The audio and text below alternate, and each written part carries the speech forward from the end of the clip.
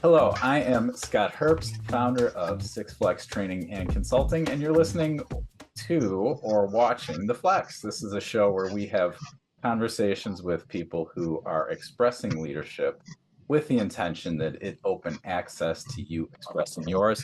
Really excited today to have Courtney Murawski on the show with us. And Courtney is the clinic director of Lifespeed Behavioral Support Services.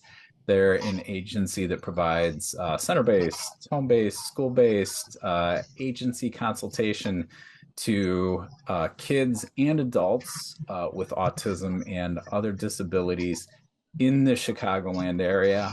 I'm really excited to talk to Courtney because I actually reached out to the owner of Lifespeed. He and I go way back and said, hey, do you want to be on my podcast? And he said, you know, the person who you really ought to talk to is Courtney, and made that introduction. And so I always love it when owners make it obvious they're empowering their teams and elevating leadership and letting their team take leadership. So that's who Courtney is. Really excited to have you here. Welcome, Courtney. Thank you. I appreciate the opportunity. Yeah. Yeah, my pleasure. And so here's where I always start these conversations, going back as far as you'd like to go. I'm really interested in what you would say was your leadership pathway or your leadership story. Yeah. So didn't plan to get here, but really thankful that I did. I started in the field of behavior analysis in 2010, right out of high school, and then just kind of had different roles as I decided I wanted to become a BCBA. And so I've had the experience of participating. BCBA, I'm just going to say, please. Anyone's watching who's not that or from this world, is a board certified behavior analyst. Yeah, so I've kind of experienced all the roles that you can and worked in a lot of different settings, from home to in schools, to in daycares, to in clinic spaces, and decided to get my master's. And when I got my master's, I was having a really hard time finding the right setting that really had the same values that I had in terms of working with individuals with disabilities and applying our science. And so I came to Lifespeed, and similarly to my past, I had experiences as kind of like an intern, then a little bit of a lead behavior therapist, and then found myself having the opportunity to become the clinical director. And again, it wasn't something I ever imagined I would fall into. I thought I was just going to be, a board certified behavior analyst working in a clinic with children, and my role is so much different than that. So I took the opportunity, and 6 years later, it's just been like the most impactful decision I think I've made in my entire career. So very thankful for the opportunity to develop skills and leadership that have impacted every part of my life. Tell me a little bit about what it was like to make the transition from, well, actually, I mean, there's a couple places you've made a transition, right? Because it's one thing to be a line therapist working directly, and then you're a board certified behavior analyst. So I expect you're accountable for training and developing others. And then as clinical director, correct me if I'm wrong, but I imagine that now it's about empowering those people who are training and developing others. Yeah, so a couple of things come to mind. I will say, when I was a graduate student and just a line therapist, and I shouldn't say just life her, but also a line therapist, I think it's really easy to make assumptions about what it means to be a leader. And, if I was in their position, I would do all these things. And why aren't they paying attention to these things that are a concern to me? And thinking that I kind of knew everything. And so as I kind of jumped all these different positions, it opens up all these worlds of information that you didn't have. And that's kind of shaped my ability as a leader to, one, this is really hard. So we should kind of have some perspective taking when we're hitting walls. Or what I try to do with a lot of RBTs and the therapists that we have here and even BCBs try to show them like all of the information that they may not have to understand why sometimes we make some of the decisions that we make. But what I think is also really meaningful at LifeSpeed is I still have a caseload and I'm still not losing sight of some of the barriers and issues that are, up front and center when you are a practitioner and you don't maybe have to worry about some of the decisions that a leadership team has to make, but you still are impacted by those decisions. So I still have a caseload. I still work and do a lot of the same tasks that all of our employees do. There's just different responsibilities most of the time. So I think having that like hybrid role as I've grown, it being a line therapist impacted me as a BCBA, right? Because I was able to then go, well, this is what, the therapists have to do. If I'm struggling as a BCB to implement these programs, then the therapists aren't going to be able to do it. Even, as someone who did respite work and babysitting and nannying for children with disabilities, it allowed me to change, the way I was creating programming or talking to parents, because I had the experience of actually, having to navigate real life situations with people with disability. And no matter what the speech path shared with me, or if it's not usable and meaningful in those day-to-day interactions, then it's harder for people to implement. So I think all of my roles throughout my career have impacted, where I am today and continue to. Absolutely. I want to underline a couple things and Mhm. unpack some things because there's some, Okay. I think, a lot of value in what you said. Where you started was that as you progressed, you I love the term you used. You used it opened up worlds. Mm-hmm. And I really appreciate that because um, you know, it it's interesting because you and a person who supervises you or who you supervise, you might be occupying the same physical space, Mm-hmm. right? But your view from your Correct. position is very Correct. different. Yes. And Yes. as someone who's leading a team, your intention and your concerns are different than the individuals on the team. Yes. Or um, or it's very easy, I expect, to fall into that where, Correct. like, as a line therapist, my attention is here on this client and I'm not paying too much attention to what Courtney's doing, except, when Courtney's interacting with me and giving me feedback and um Mm-hmm.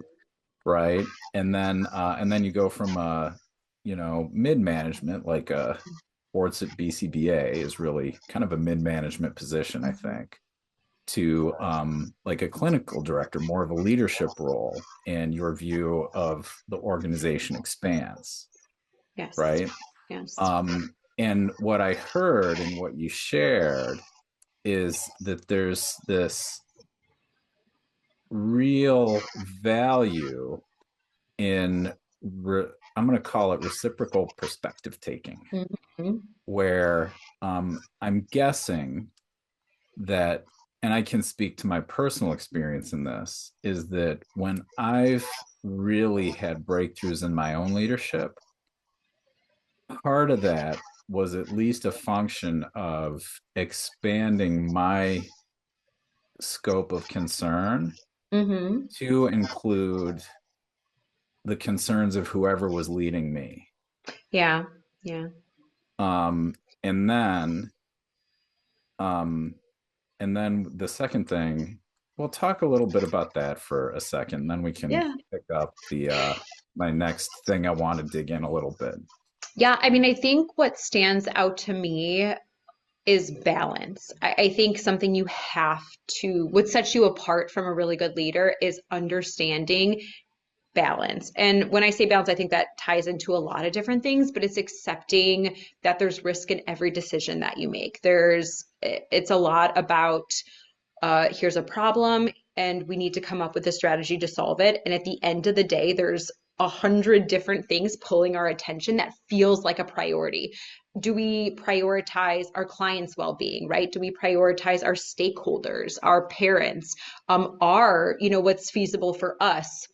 What our ethic codes, like what the RBTs are saying, what the therapists are saying. There's what the space says, right? Our like physical space, can it manage, some of the decisions that we're making, or is it going to be impacted in some way? So there's so many things that pull your attention when you're making a decision, and you have to find that balance to be able to say, all right, well, this is going to be a little bit more impacted than this is, but like there's the benefit is worth the risk, or we're minimizing the risk in some different way. And I feel like taking in everyone's perspective, everyone's opinions, hearing those things out. How do we make a decision with all of that information, communicate it in a way that still allows everyone to feel valued, heard, even if it's not the decision maybe that they would have went with, or help them understand as to why that's important for them and why that, it helps contribute to the bigger picture. Because when you're a leader, you're not just worried about that one individual, where I think it's a privilege for a lot of therapists, or if you are, your main role is as an employee, you kind of are focused on yourself. And when you're a leader, you have to focus on everyone and all of the clients and the reputation, like just everything is incorporated into that. And so I think sometimes as leaders, there's the power privilege, but I think as employees, you also have sometimes the privilege of just being able to focus on yourself. And so there's balance within all of that. And that's a really hard skill, I think, for people to get, is not seeing things in such a black and white world, really living in that gray space. And I know that was really hard for me. And somewhere where I existed before as a BCBA, there's ethical, there's non-ethical, there's right, there's wrong. And when you're missing all the context, it's very stressful to live in that world, and especially hard to make decisions in that world. And that was, again, something that's just shaped my entire life, but has been necessary for me to be, I think, impactful as I can be as a leader. Yeah, awesome. I do want to go back. So, jumping off of that. So, one thing that I think, if you're looking to elevate your leadership, is to practice taking that perspective of, okay, where is my leader's attention? Mm-hmm. And what is their intention that they're trying to fulfill? And what are all the things they have their attention on? And Mm-hmm. then moving into the second thing you said that I think is really valuable is that so there's like moving up in leadership requires some new perspective, but then also being effective as a leader requires that perspective of, okay, I've got to understand that all the people who I'm leading and working to align don't necessarily have the view that I do. Mm-hmm. So, towards that alignment, what is really going to empower them? And what information do they need? And Yeah. what's gonna serve them? What do I need to share that's going to serve them in fulfilling their immediate concerns, but Mm-hmm. also like aligning with the broader concerns of the organization? Correct. At that, Yeah, absolutely. Yeah. And I think even on top of that, and again, not to pivot too much, but I think it's still an important piece is how do we prevent those things from even happening? How do we prevent those concerns from coming up? And how do we be as um, purposeful with our decisions and kind of preventing some of those things, so we don't have to find ourselves in mm, this position where we're having to explain, or I want to also, you know, highlight the importance of preparedness when it comes to, have we kind of checked all the boxes on how some of these decisions are going to impact people, and are we planning ahead for those things so we don't find ourselves in that situation as much. But yeah, I think, and that's why I kind of talk about it, is because I think that's something that's overlooked as a leader, and something I wasn't prepared, is accepting that responsibility, and being able to navigate it and still an effective and meaningful way. Yeah. Talk more about that, accepting that responsibility. Yeah, I think in terms of kind of what I highlighted, I can speak to my own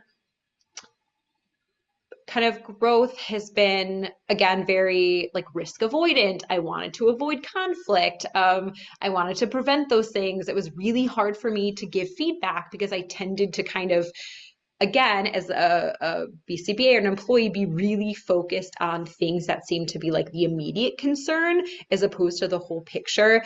And what or wanting to do things like perfect the first time, like not really understanding how you develop as a professional means that what you do today may not be may be your best, but in 10 years from now, you're going to look back and go, oh, that maybe wasn't the best decision, but like you don't get there any other way. That's part of being a professional is that growth. And so I guess what I'm trying to say is the pattern that I'm kind of noticing before I stepped into leadership was a lot of times, myself included, like avoiding feelings like uh, I would probably say feelings that were really uncomfortable that left me feeling what is the right word? Like not so much a failure, but inadequate and all these things, and shifting that to blaming other people, putting the blame on people in leadership positions, the stakeholders who make decisions about what we can and cannot bill for those things, as opposed to just like taking accountability and accepting that that's part of the process to become a professional, accepting that risk is just part of this job, accepting that I have to kind of not confront people, but provide feedback. And I have to be able to live with those feelings of potentially causing conflict with others in order to be an effective leader. So it's a lot of that radical acceptance of I have to be okay staying in this space that's uncomfortable for me. And I have to navigate and model that for everyone because you can't be a BCBA without feedback. You can't do the best that you can for your clients without being responsive to those things. It is uncontrollable that you're going to have those interactions with people. But what you can do is really, this is kind of like a segue off of that, but what I like to call like rupture and repair. And I borrow that from, Can I yeah, pause here? Because you please. said something I think is really, really useful a minute Okay. ago. Okay. Which is, and I so appreciate you sharing this because I think this is something that people struggle with this. Yeah. Um, I struggle with this. I train people to deliver effective feedback, and I still, every time I've got to have a meeting tomorrow with someone where I've got to say, hey, what you're doing isn't working. Yeah. Right. And I don't want to have that conversation. I want to Mhm. have a conversation where it's like, hey, you're doing awesome. Keep it up, do more, etc. High Mhm. five. And that's not what's needed, right? Yeah. So that's something uh I think people tend to avoid. What I love that you're saying and what you pointed to is something really useful in terms of spotting when Mhm. it's like, oh, wait, hold on, there's something for me to grow and develop Mhm. inside of. And what you said is like you caught yourself blaming others, blaming Yeah. circumstances, Yeah. like complaining about how things should be different. Yes, gossiping. You know, it just being Mm, within circles that don't have, well, how do we fix this? But more of let's sit and complain about it. And yeah, it just really toxic. Like it didn't lead to anything except for have a really negative viewpoint. And when I really just didn't have the perspective is what it ultimately came down to. Or yeah. yeah, yeah. And what I really love, because listen, that's something people do. Like we Hmm. complain, we gossip, we Make and excuses. make Yeah, yeah. excuses, and it Not makes to no be accountable of difference. our own stuff that we contributed to the problem. Yeah, and I love that you caught yourself there Hmm. because listen, people will live their entire lives in that space. Yeah. Yeah, and like just go through life complaining Yeah. from one group to the next to the and I love that you used that as an opportunity to see something about yourself and then grow from that. And I Mhm. think that's a really valuable thing that people could take is that listen, if you're complaining and it's not making a difference, there's probably something like maybe stop complaining, do something else, right? Yeah. And I can add one useful thing that I found really shifted my ability to do that and do things that felt, because it feels easy to blame others. That feels easy. And Oh, so what so feels comfortable, right? really Yeah. hard is to actually, again, pause and go, how am I contributing to this? And that's by asking questions. So I think a lot of times when I'm providing Mm. feedback, I have an interaction with someone that doesn't go as planned. I try to stay curious as opposed to judgmental. Or when I notice that feeling of like, ugh, I did not like that, let's jump into that place of curiosity and just ask questions. So I think there was one time on like a Zoom meeting or something, and someone was being really like, I don't want to call it like an attitude, but just not themselves. They were giving me short answers and I had no idea why. And I was starting to feel that like anger of like, what did I do? And I paused and I just said, let me just ask. And so I literally said, hey, I noticed that, I don't know what I said, but I noticed this about our interaction earlier. Like, is something wrong? And they were able to explain to me, yeah, I was upset at you for this reason. And it ended up just being a miscommunication that neither one of us knew was a miscommunication, right? I thought she understood this. She thought I was saying this. And it ended up being completely fine. But if I had left without asking, that question, being curious about it, and continued to have, resentment or whatever I was feeling, and that continued to impact all my other interactions, and same with her, then things probably would have ended in a very different way, or our relationship would have ended in a very different way, maybe. And instead, it was no big deal. We got past the wave of uncomfortableness, and then we were back to normal. And then I figured out how I can do that differently in the future. How did that miscommunication happen? Totally see it. Now I know what to do. And so now what I try to do is when I notice some of those feelings come up for me, the first thing I do is start to ask questions and label, hey, I noticed this. I noticed that you seem to be having this type of experience. What's going on? How can I support you? And then Yeah. usually through that, it's really not that big of a deal. And you can come to a really easy solution that still has weight, that still people listen. It's not like people then blow me off. That's a different story. But there's action through that where I feel like people are more resistant to feedback when you don't have that type of relationship and rapport with them, like a trusting relationship and rapport. I love that. And I so appreciate that you're sharing really actionable things here. Yeah. And I want to see if we can dig in a little bit more to it because it's really easy for people to say, oh, well, you just got to accept, right? But what I Mm. appreciate that you said is that I really had to learn to Oh, accept. yeah. Like I really had to learn to do that. So I'm Yes. wondering if you could, it would be useful for people if you talked a little bit about that process by which you learned. Ooh, that's a good.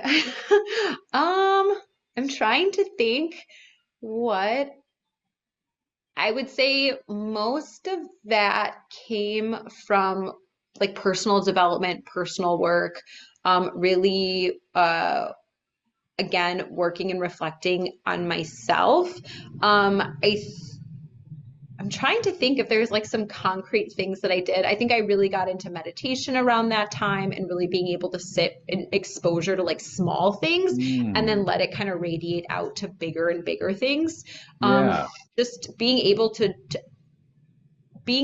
put myself in situations, which you do as a leader, which are initially really uncomfortable, allowed me to then even sit in some of the things that I could not control and be okay with the emotions that came with them and see that they kind of disperse and go away. And I was okay after that. And that kind of helped me to accept that, like, not everything is going to feel great and comfortable and happy all the time. And it will eventually swing in the other direction. And I think the one thing now that I'm saying it out loud is I think something we say as a leadership team is a lot of times we try to control the controllable and just accept that things are going to there's going to be a lot of things that we cannot control. So I think initially we would spend a lot of time on, all right, we got to fix turnover, we got to fix this, we got to fix that. That's always going to be there. That's always going to exist. We may not be able to control it in the way that we want, but what can we prevent? How can we do what we do now, but with greater integrity? And I think just finding that you can be okay in the face of things that you cannot change. I'm struggling to figure out what I did because it was a really long pathway to get there. So it's hard for me to identify exactly, but just finding maybe some mantras of we can control what we can.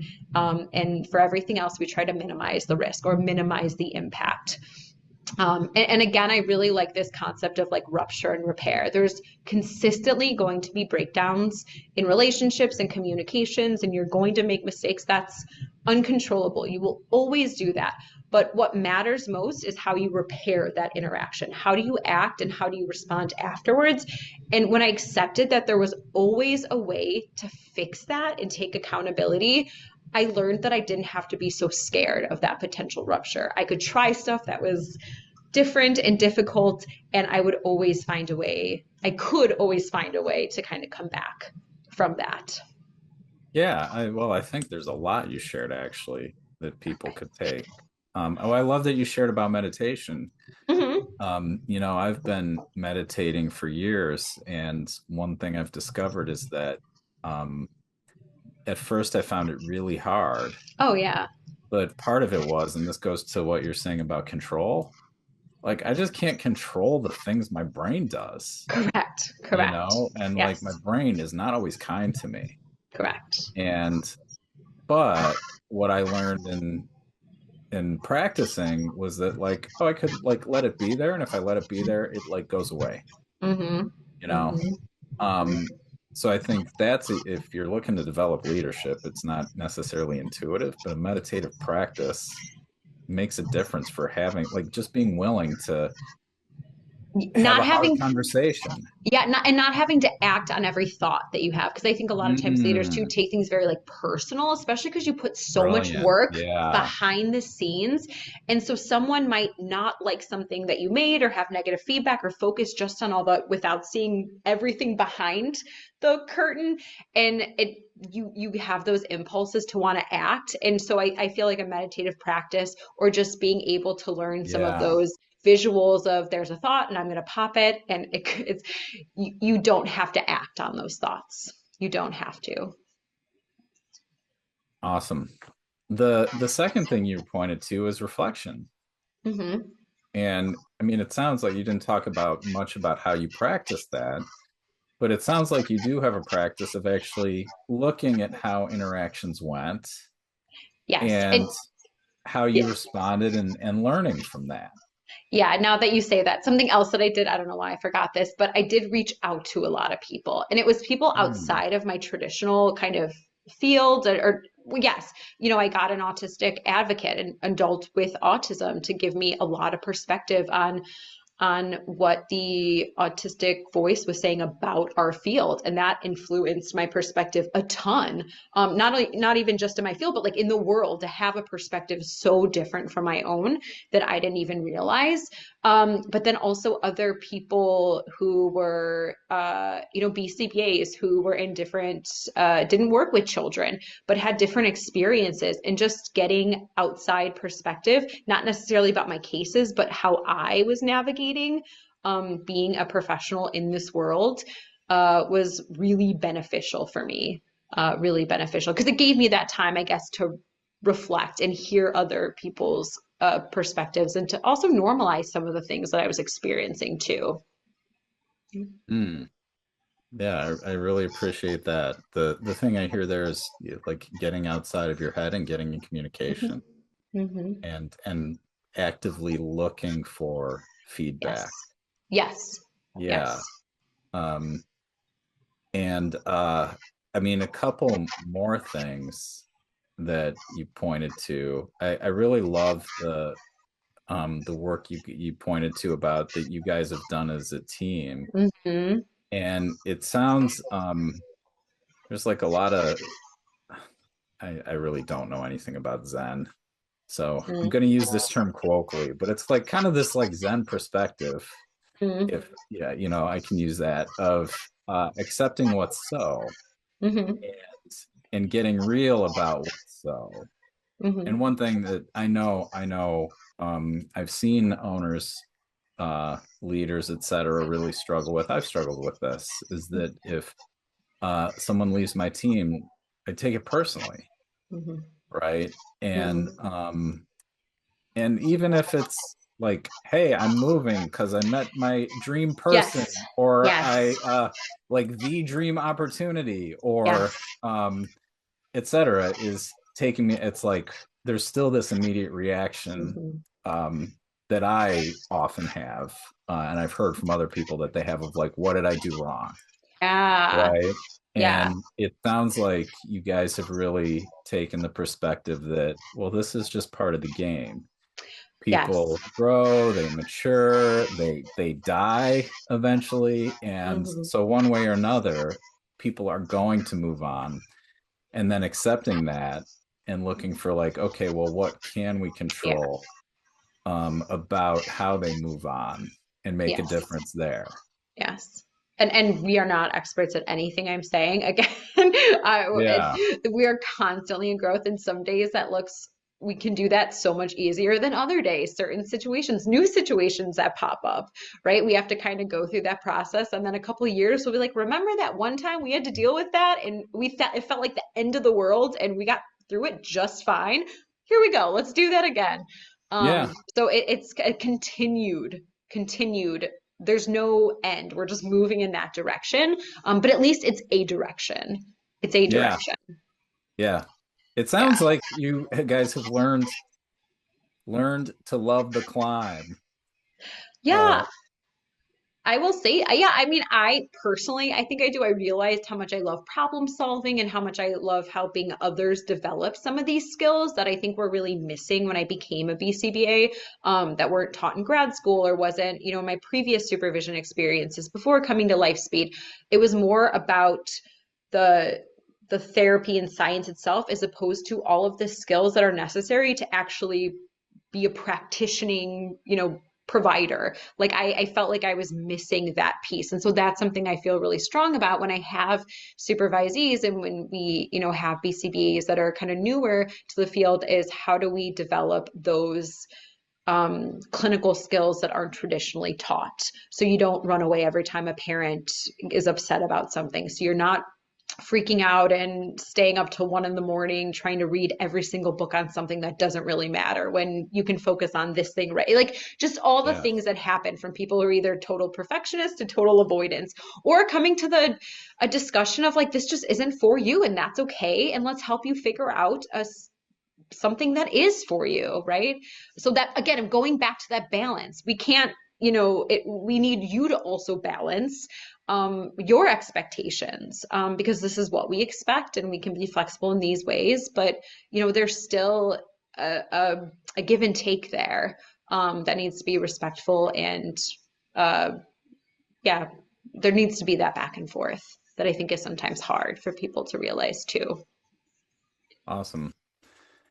Couple more things, and we are getting close to the time we set Okay. aside. Okay.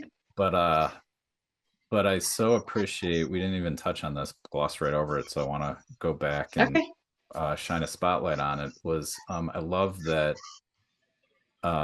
in interactions you've learned to really recognize, well, what's going on here, Hmm. Hmm. uh, and then check in out here, Hmm. and um, you said you learned to label Hmm. and then ask questions. Hmm. So I noticed this, and then ask a question about it. And it sounds like the question you asked, at least in the example you provided, Yeah. was am I labeling this, like, what do you think of this label? Is that Yeah. accurate for Yeah. you? Yeah. Right. Um, but also, and this probably goes with the practice of like meditation and mindfulness, and like just being able to do so with curiosity and openness. Mhm. and like a willingness to, like, there's a lot of courage in asking that question, Yeah. right? Yeah. Because they could say, well, actually, Courtney, yeah, you're a jerk, and I Hmm. think you're a terrible person, and only a monster would ever say such a Sure. thing, right? Yeah. Yeah. Of They course. could Yeah. say that, and Of that course. would potentially, so you're risking something Yeah. when you ask that question, and you've Yep. got to be willing to hear whatever they could say. Yep. Probably they wouldn't say that. It would be unusual if they did. And like you've still got to be willing to hear that, Of right? course. Yeah. Yeah. So I appreciate that that strategy. Um, and then uh, there's probably something else. Probably remember it when I rewatch this. I'm forgetting right now.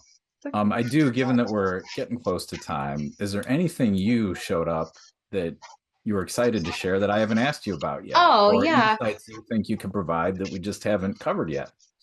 Yeah, I feel like there's probably a lot.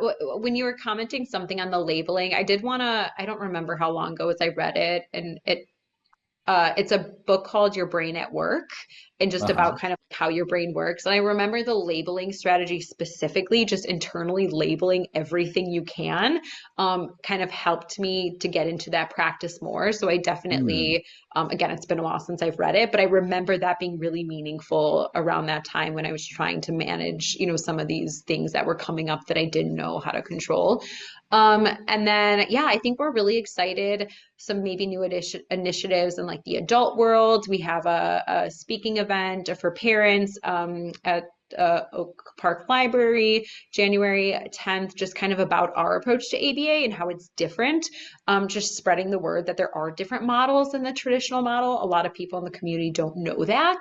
And also just to give people the opportunity to hear and responses and ask questions to like real BCBAs, who care about some of the things that I think the autistic population also cares about. So that's really exciting, and just continuing to network, growing our team more. Yeah, I mean, I'm just excited for everything that we're doing, but I think some of the newer initiatives that aren't really formed quite yet, but maybe coming out in the future are something that's on the horizon that we're excited about. Awesome. Yeah. And two questions I Yeah. always love to ask people is, what are you proud of?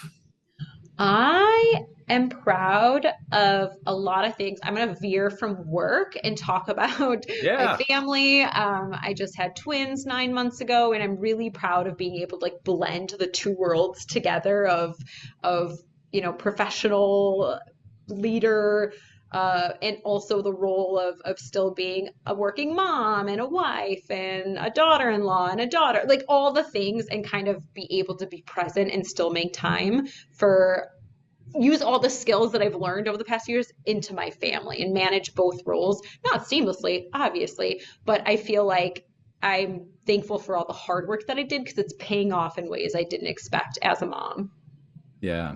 That you actually just answered the question that was like, Oh, and it was because you said that it's impacted your whole life. I was oh curious. yeah, Yeah. yeah, Awesome. Thank you. yeah. And then the last question I have is, if people would like to, how can they reach you? Yeah, so they can definitely email. They can reach out or look at our website. We have like our admin email that gets you in contact with kind of the admin team, all three of us, or the owner, Tony. But my email is cmurawski at up2lifespeed.com. So that's probably the easiest way. I'm also on LinkedIn, I guess, but yeah. Okay. Doesn't sound like you're checking LinkedIn regularly. I mean, I do, but not like I don't like have conversations with people on it. I do. I just it's never really come across yeah, it's just never Yeah. It's really not been the a. most reliable way. I'm also not big into social media, so I don't really like, have social media like that. So it's just not Yeah. something I'm used to using. But definitely email. Yeah. Well, Courtney, I really enjoyed this conversation. Thank you Awesome. Thank so you. Me much too. for being here and sharing your insights, and being willing to step into and grow into Yeah. leadership. Yeah. Yeah. No, thank you. I appreciate it so much. And to those of you listening, that wraps up this episode of The Flex. Of course, give us a like, give us a follow, give us a 5-star review, press all the positive buttons on the platform you're using. And we will see you back here at our next episode.